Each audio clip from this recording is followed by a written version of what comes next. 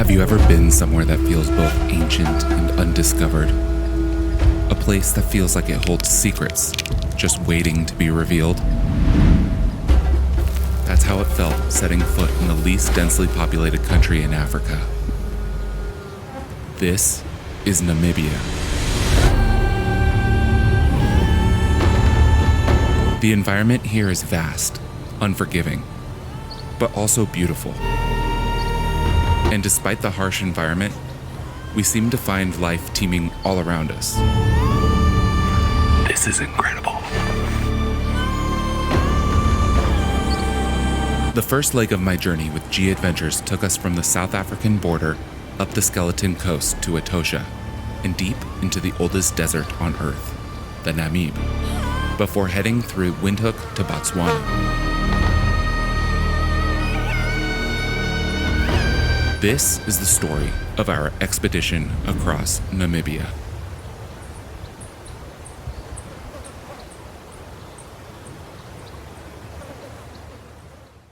Before starting this adventure, I spent a week exploring Cape Town, South Africa. I spent an afternoon hiking up Lion's Head, went cage diving with sharks. What are we doing?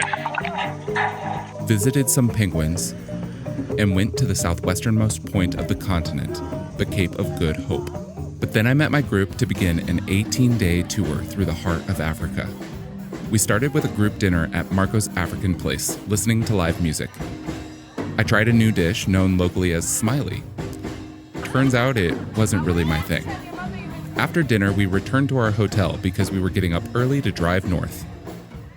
We left Cape Town, setting our sights on the border in 2 days' time. We finally crossed the border to Namibia and saw not much. Turns out a lot of Namibia is just desert. The first part of the trip included a lot of driving, which meant we had a great opportunity to get to know one another. But you're going to be annoying then on the bus. It's like you're going to be waving your sticker. Like this? Is this annoying?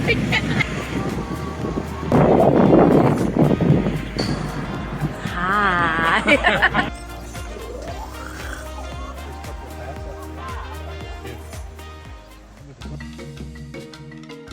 By day 2 in Namibia, we started seeing some of the bizarre landscapes the country is famous for, starting with the Fish River Canyon. This is the largest canyon on the continent and started forming 350 million years ago. You try to look like you're in Star Wars or something. Yes,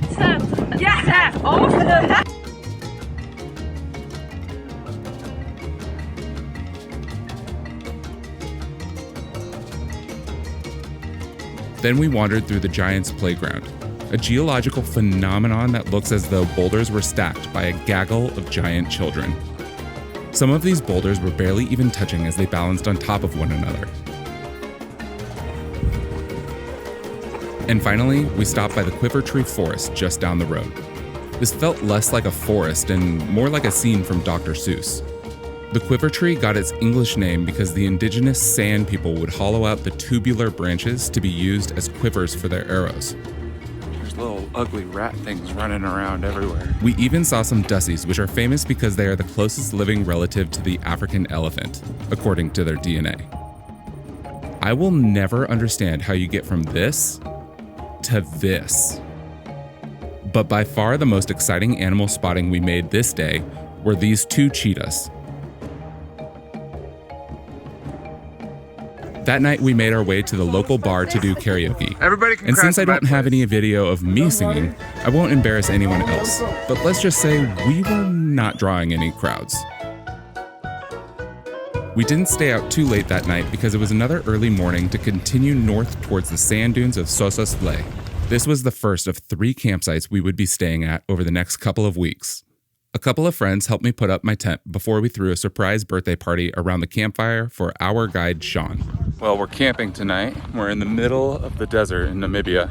It's not actually that warm. Sean is our guide, and it's his birthday today, so we're surprising him with a cake and balloons, and I just got him some beers from the service station just down the road. We're gonna have some dinner and have a little party. Before tomorrow, we're gonna go see the Deadvlei.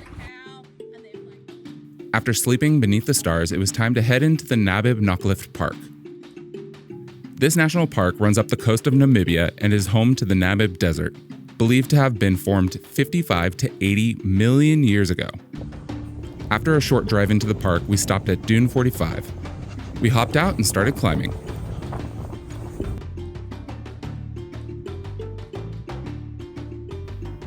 Making our way up the dune was tough because it felt like you would lose ground with every other step.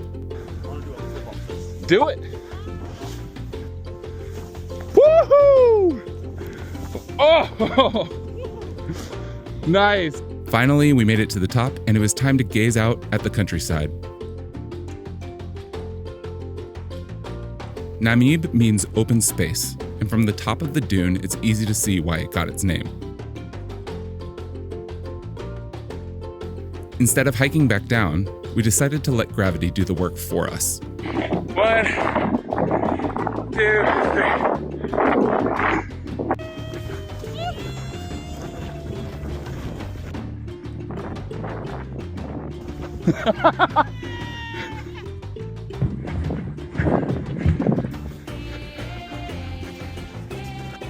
We had to get going because it was time to visit the Dead Vley, and I couldn't wait to explore it. You might know of this place because its ancient dead trees look like they should be a Windows desktop background. To reach the Dead Vley, you can either take a tractor from the parking lot, or if you have a 4x4 vehicle, you can drive up to the trailhead. Then it's a 15 to 20 minute walk through the desert. Out in the middle of the desert of Namibia. Under the desert sun. It's been 2 days. I'm in the desert with no water. I think this is the end. I'm slowly dying. There it is. This is Dead Vley. This is the Dead Vley in Namibia. And these trees have been here for 900 years.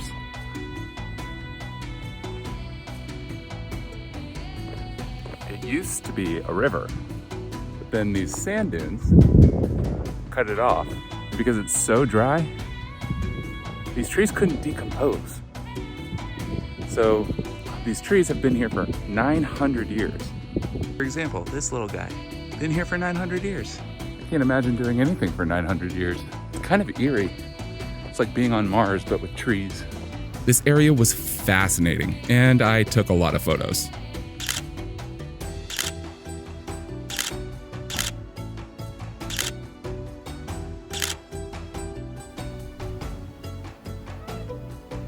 Then it was time to empty the sand from my shoes because we had one last stop to make at Sesrium Canyon.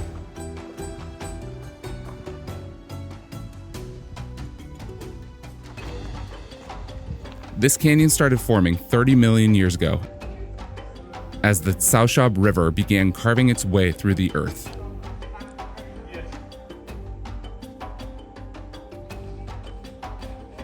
Wandering through this canyon felt like being on another planet.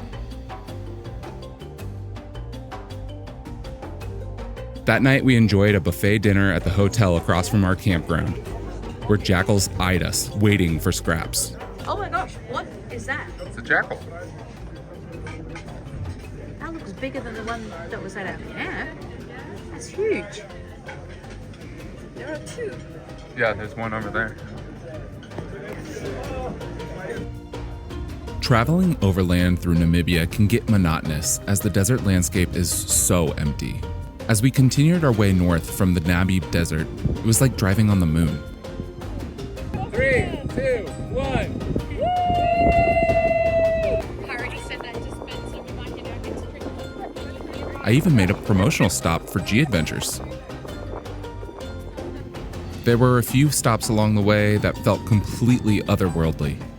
And then, of course, we had to take a picture at the Tropic of Capricorn. Thanks to Siobhan and Tom for boosting my confidence. Spence is king! Spence is king! You hear that?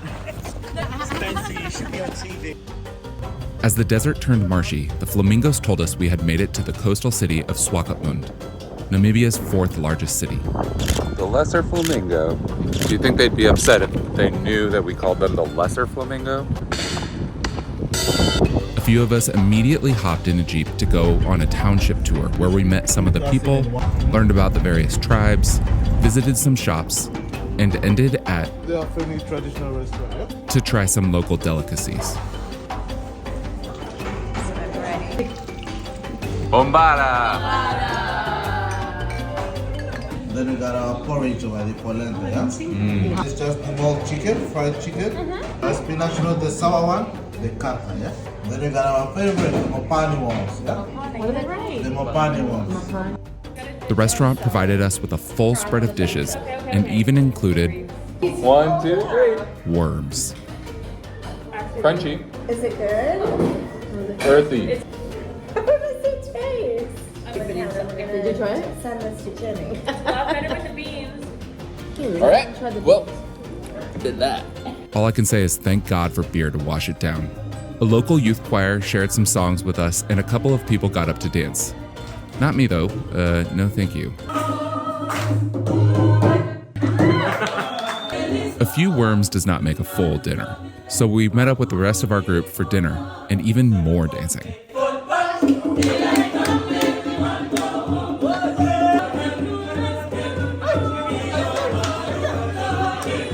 Some of us had to get to bed, though, because we had to be up before the sun. I woke up late and almost missed our guide, but was able to make it just in the nick of time to go on my first ever hot air balloon ride. It was so cool to see these balloons fill up with the giant jets of flame.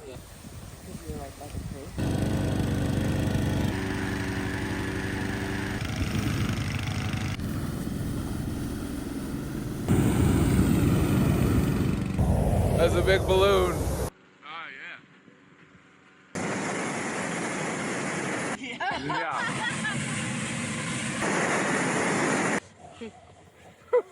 And before we even knew it, we were lifting off the ground.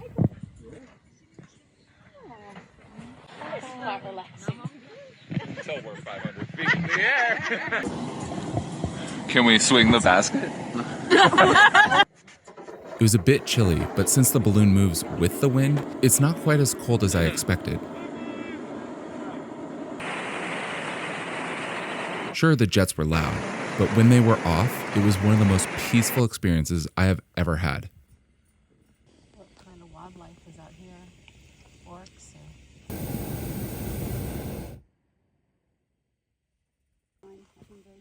Oh. That was until the landing. After about 45 minutes, the guide brought us down. The original plan was to land on a trailer behind the truck, but the wind had other plans. We were moving a little bit too fast, so we all braced for our landing, and as we touched down, the basket dragged and dragged and dragged for hundreds of meters. How you guys doing up there? We're pretty comfortable, actually. Don't mind the scorpions. Oh, wait. So here's our whole trail. Yeah. Here's a hop. Here's another hop. We first touched down all the way over there. And of course, what is a hot air balloon excursion without a delicious breakfast and a bit of champagne to cap it off? This is the part I came for.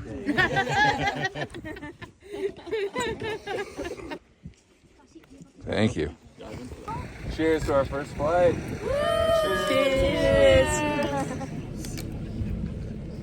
Worth it. Subscribe because on the next video, we're going on safari.